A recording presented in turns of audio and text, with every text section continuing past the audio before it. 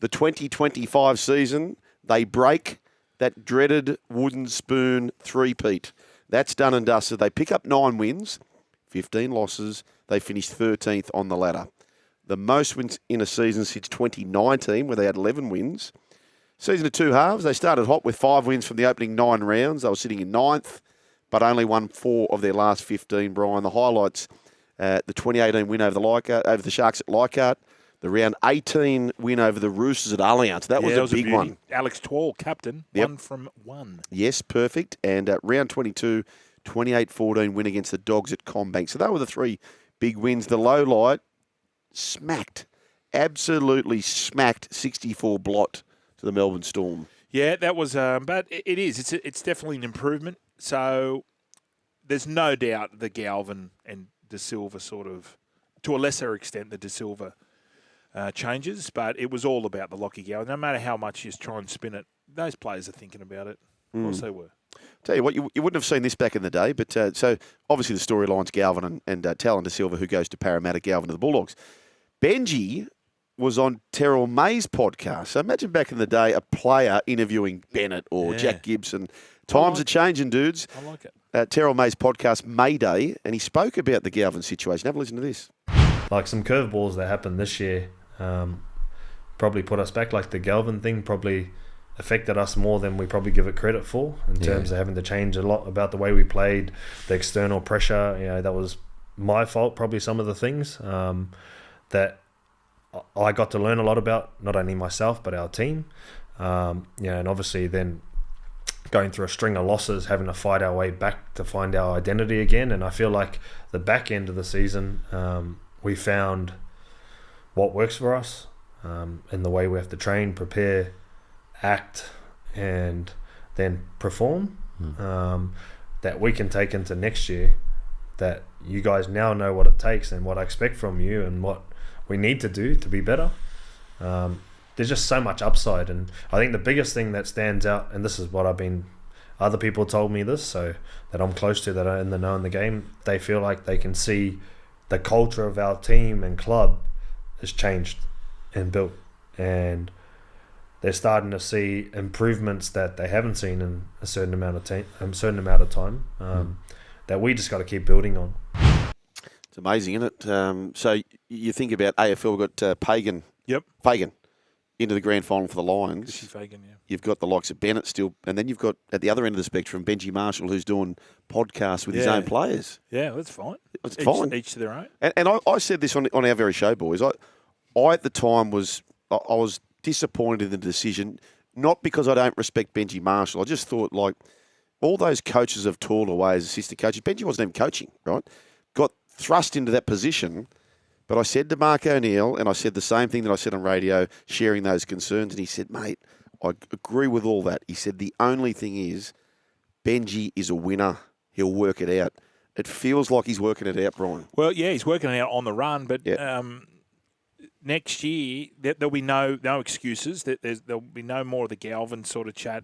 Adam Dewey has to be halfback. I every time he goes in at 7, he just has, like, I just feel that he thrives on the more responsibility he gets. I know they got young Fainu coming through, and everyone's saying, "Oh, he'll be a lock," but I love him at 7 because he's a different 7 in the sense that he likes the goal kicking, he likes the kicking.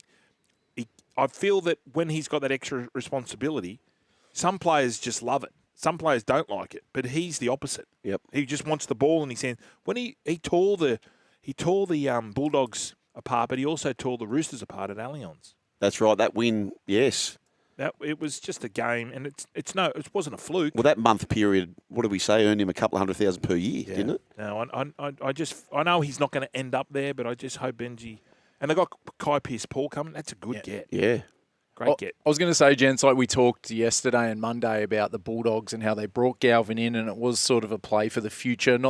It was as well for season 2025, but there's what is it called? Green shoots? Yep. Yeah. For future seasons. What have you guys made of the recruitment this year? Like you talked about Kai Pearce-Paul coming next year, but Terrell May, Taylor May, Jarome Luai, Sania Taruva, they pretty much stood up in the whole scenario, or three of them, and then Taylor joined late. They sort of had a few good wins there. Yep. In his first 5 games, I think they were 3-2 or 3-3 in the first 6. Do you feel like they've done pretty well with the recruitment, and those guys are going to provide that culture going forward to potentially be in the finals 26, maybe 27? We don't know what goes on behind the scenes of training and stuff, but on the field, Jarome Luai, phenomenal. Taylor May, when he got his chance, he'd been out of the game for 2 years, and whatever went on before, like, he sorted it. So people are saying he shouldn't be playing. Well, all the charges were dropped, so he's allowed to play. If it's not the Tigers, he'll go somewhere else. Every time he gets the ball, like, the position on that left centre, he's as good as anyone at the moment. Like, we talk about Staggs making busts. Yeah. Early ball to him, he can just do something out of nothing. Either set tries up or score them. I think the future is really bright for the Tigers at the moment. You know, they've got all the support. We'd love to see him make the 8, obviously. I'll tell you now, Fletch, I was just thinking about this now. If the Tigers could sign Matt Burton, I reckon that's the piece. If you can get a healthy year out of your man at halfback, Dewey. If you got a healthy year out of him, if you had Dewey and Burton, both massive kicks, right foot, left foot. Where you playing? 14, Fainu, Latu. No, where you playing Birdo? 5'8". Where you playing Jarome?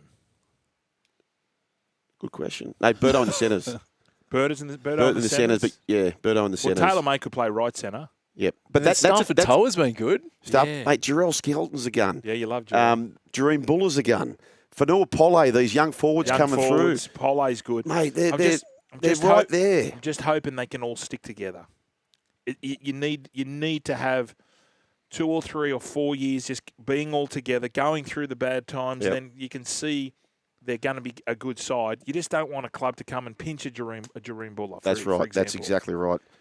Yeah, it kind of feels like back in the day when Woods and Teddy and Moses, and they were all coming through together. Yeah. People are going to be hovering. You got Happy. There'll be a bit of in the back 5, there's 6 there, right? With Makasini coming on strong. So you got Skelton, Taruva, Makasini, Toa, and Taylor May with Buller at the back. No problems there. There's some nice, and you've got a few guys that can play centre or wing there, which is great.